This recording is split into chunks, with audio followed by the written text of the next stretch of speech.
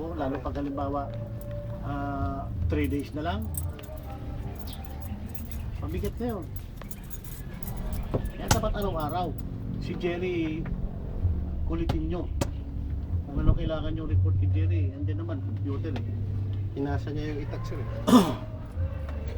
Pag nakulitan ba? Hindi, may katulong na si Jerry ngayon, sir eh. Sino? Si Kuya Anoy. Yan daw. Ito raw. Siya yan. Hindi naman yan eh. Paano taga-tulong? Hindi marunong mag-computer yan. Ano ka?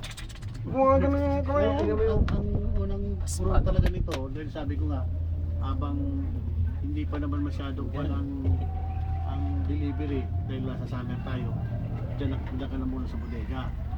Pagka talagang short na ang delivery, marami ng mga PO, Makatulong pa. labas ka na. Ikaw lang isa. Sama mo si Claire. Ay! Clear. Yun. Maliwanag na, traffic sir.